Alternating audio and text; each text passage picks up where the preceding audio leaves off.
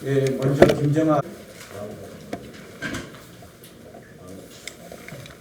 더불어민주당이 비례연합정당 참여를 공식화하더니 어제는 공개적으로 공범을 모집했습니다. 데드라인도 제시하고 손잡을 정당과 그렇지 않은 정당도 나눠놓은 모양새가 가관입니다. 부도덕과 이중석은 민주당의 트레이드마크입니까? 비례연합정당이 아니라 민주당의 위성정당, 개파주의 친문연합정당이라는 사실을 스스로 드러낸 꼴입니다. 의원 꿔주기도 할 예정이라고 하니 낡은 정치의 끝판왕이 아닐 수 없습니다. 절차상의 공정과 정의는 깡그리 무시한 채 오로지 의석수만을 위해 창당된 위성정당이 공당으로서의 역할을 제대로 할 수 있겠습니까? 이미 민심은 친문연합정당에서 멀어지고 있습니다. 다시 한번 분명히 말씀드립니다. 거대 양당의 위성정당은 위헌, 위법, 반민주 정당입니다. 민생당은 이미 미래통합당의 위성정당인 미래한국당에 대해 위헌 소원과 정당 등록 효력정지 가처분 신청을 제기한 바 있습니다. 집권 여당의 정치 야욕으로 탄생한 친문연합 정당 역시 같은 운명을 걷게 될 것을 경고합니다. 민생당이 동료 시민을 대신해 그 야욕을 반드시 분쇄하겠습니다. 안보 현안에 대해 한 말씀 드리겠습니다. 어제 합참이 지난 7일 발생한 제주 해군기지 민간인 침입 사건에 대해 검열 결과를 발표했습니다. 민간인 2명이 제주 해군기지의 철조망을 절단하고 무단 침입하는 와중에도 경보 체계는 작동하지 않았고 부대 내 5분 대기조는 침입 후 2시간 만에야 출동했다고 합니다. 도대체 뭐 하자는 겁니까? 문재인 정부 국가안보 체계의 허점과 기강회의의 민낯이 만천하에 드러난 사건입니다. 삼척항 목순 귀순 사건이 발생한 지 1년도 넘지 않았습니다. 북한은 이번 달에만 2번 발사체 도발을 감행했습니다. 심지어 지금은 코로나19로 인한 국가적 위기 상황입니다. 사회 혼란이 계속되고 있는데 국가 안보까지 흔들린다면 동료 시민들의 불안은 걷잡을 수 없이 커질 것입니다. 문재인 정부와 군 당국은 국가 안보의 자존심을 지키길 바랍니다. 끝으로 당내 상황에 대해 한 말씀 드리겠습니다. 후대가 마땅히 기념할 바로 이곳은 자한당 이중대로 편입시키려는 세력과 20개월 동안 싸우며 지킨 중도 정당입니다. 이제는 민주당 이중대로 전락시키려는 세력들이 온갖 낡은 정치 술수를 구사하며 당무를 무력화시키려고 합니다. 이에 대해 저는 단호히 거부합니다. 도둑을 막기 위해 도둑질하자는 비상식의 정치를 정면으로 거부합니다. 괴물과 싸우자고 괴물이 될 수 없는 법, 비례연합 정당의 합류를 원하는 세력들은 당내 분란을 의도적으로 조장하지 말고 담백하게 결정하길 바랍니다. 민주주의 정신과 인간에 대한 애정이 영혼 어느 한켠에라도 남아있다면 그것만이 중도개혁을 갈망하는 당원과 국민에 대한 최소한의 예의임을 상기하길 바랍니다. 이상입니다. 네, 다음으로 의 팬데믹 선언 이후 한국을 비롯한 글로벌 정시가 폭락하는 등 경제 산업 전반에도 팬데믹 현상이 나타날 우려가 있습니다. 따라서 산업별로 과감한 규제 완화 조치와 더불어 위기를 겪고 있는 산업부터라도 어려움을 극복할 수 있도록 지원 계획을 적극적으로 마련해야 합니다. 특히 관광업계의 경우 소상공인과 자영업자들과 마찬가지로 코로나19의 타격을 집중적으로 막고 있습니다. 따라서 위기 극복과 정상화에 기여할 수 있도록 작년 말 정부가 시행을 약속한 국내 여행 숙박비 소득 공제를 하루빨리 시행해야 합니다. 코로나19로 인한 피해 상황을 고려한다면 숙박료에 한한 공제액을 100만 원에서 200만 원으로 상향 조정하고 식사비를 포함하는 방안도 짚어봐야 합니다. 국내 여행 숙박비 등의 세제 혜택을 주는 건 관광업계의 수건으로 국내 관광 활성화와 함께 지역균형 발전에 도움이 될 것입니다. 코로나19가 종식되면 가장 먼저 재개될 분야는 관광업계입니다. 정부는 발빠른 지원과 대책으로 코로나 사태 이후의 내수 경기 활성화에 대비하시기 바랍니다. 이상입니다. 예, 다음으로 황인철. 먼저 어제 최고위의 파행과 날치기에 대해 대단히 유감으로 생각하고 국민 여러분께, 당원 여러분께 사과의 말씀을 먼저 드립니다. 저희 민생당이 국민께서 기대하는 역할을 제대로 하기 위해서는 이대로는 안 됩니다. 무엇보다 최고위부터 정상화되어야 합니다. 최고위는 우리 당의 최종 의결 기구이자 현재로는 유일한 의사결정 기구입니다.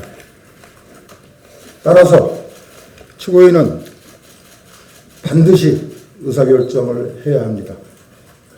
합의를 하던가 아니면 표결을 해서라도 의사결정을 해야 합니다.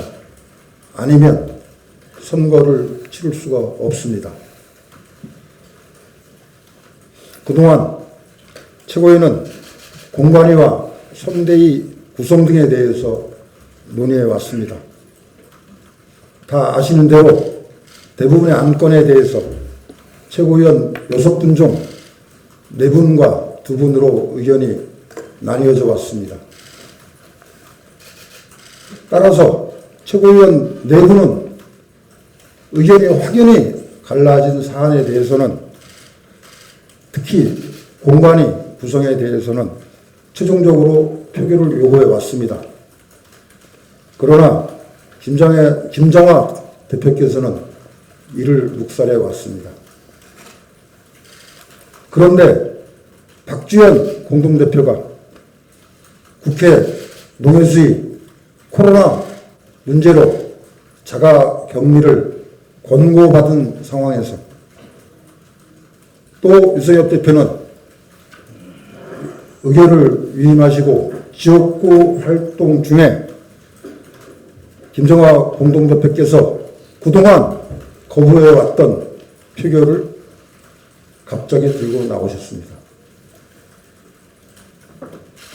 박지원 공동대표께서는 비록 타의로 공관은 격리되어 있지만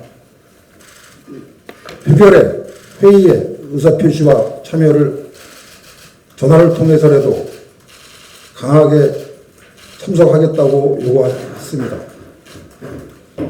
그러나 김정화 대표께서는 이마저도 묵살하고 최고위의 4분 참석 중 2대2의 가부 동수를 이유로 대표의 결정권을 행사하신다고 하면서 날치기를 하셨습니다.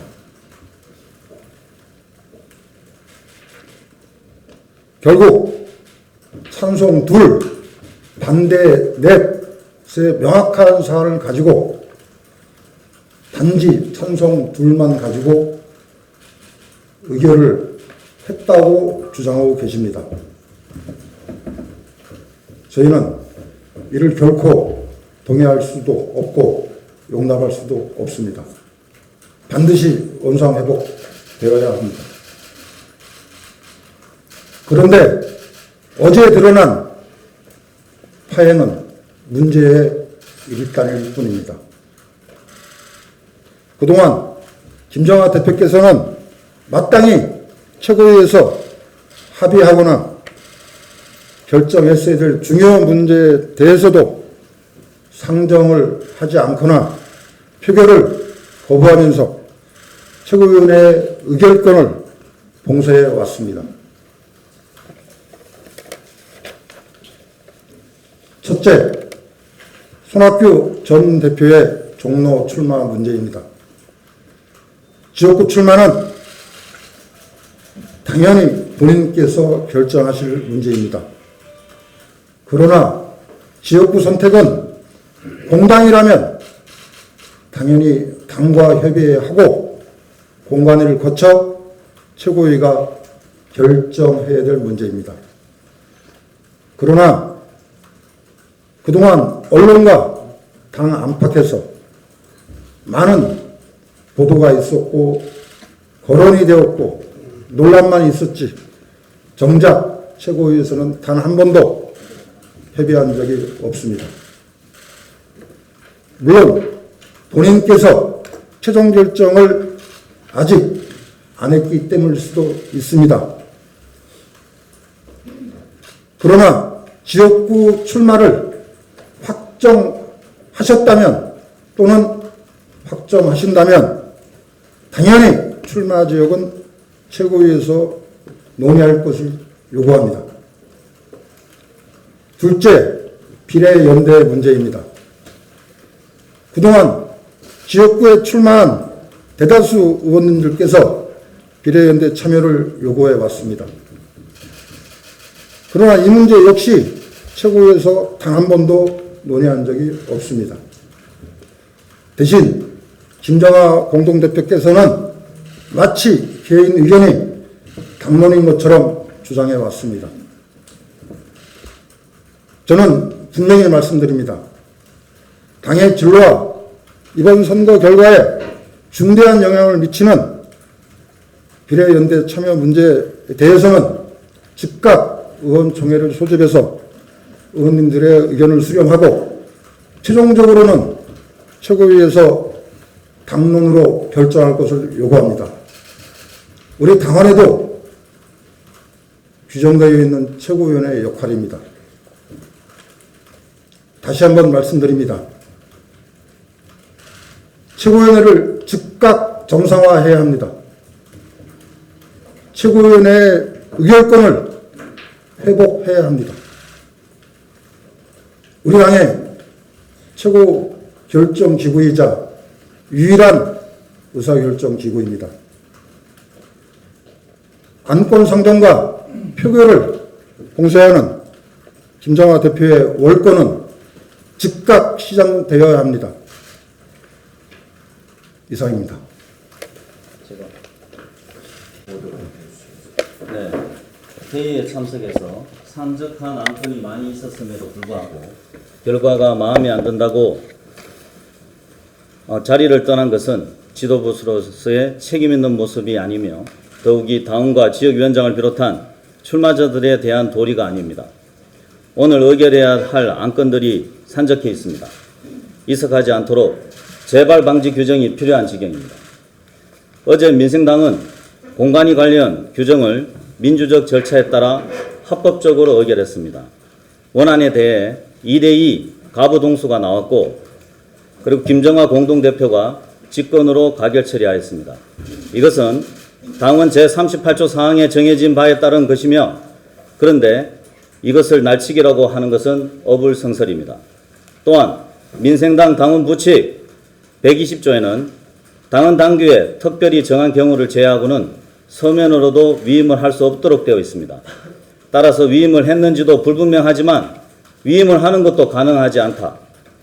더구나 박주영 공동대표는 공관위 규정안에 들어있는 비례대표 연임 제한 규정을 삭제할 것을 주장하며 최고회의를 불참하는 등 한시가 급한 공관위 선대위 규정 통과를 무산시키는 등 정상적인 당무활동을 하지 않았습니다.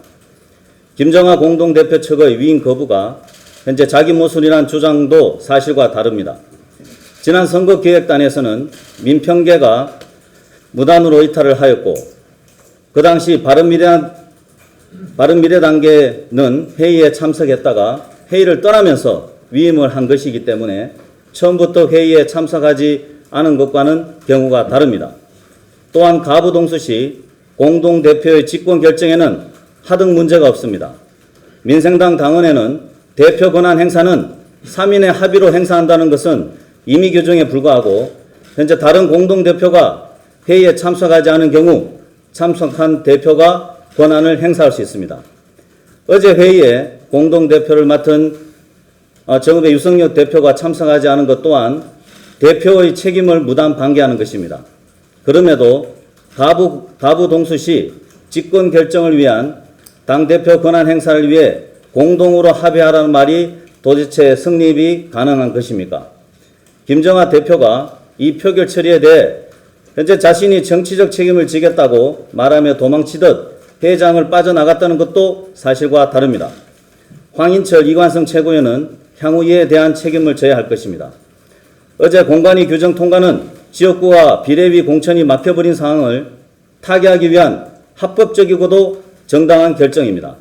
대한신당계와 민평계는 50만 민생당 당원과 국민에 대한 막중한 책임을 통감하고 현재 공관위 구성과 선대위 구성에 적극 협조하시기 바랍니다. 이상입니다. 예, 한 말씀만 더 드리고, 어제 상황에 대한 문제의 핵심은 코로나로 인해서 자가 격리 권고를 받은 박주현 공동대표의 의사 표시, 표결권을 말씀하는 겁니다. 지금 전 국민은 코로나 바이러스와 싸우고 있습니다. 그런데 국민께 기성 양당을 대체하고 새로운 정치를 하겠다고 만든 우리 민생당 안에서 적어도 공당이라는 코로나 날치기 이런 단어가 나와서는 안 됩니다. 명확하게 참여 의사를 표시하셨고 얼마든지 전화로도 표결이 참여가 가능한 상황에서 이를 일방적으로 묵살을 한 것은 어떠한 이유로도 설명되지 않고 국민께도 정말 특히 당원 동지 여러분께 면목이 없고 송구스러운 일이라고밖에 말할 수 없습니다. 자, 이상입니다. 그만하시죠. 비공개로 들어가겠습니다. 언론인 여러분 대단히 감사합니다.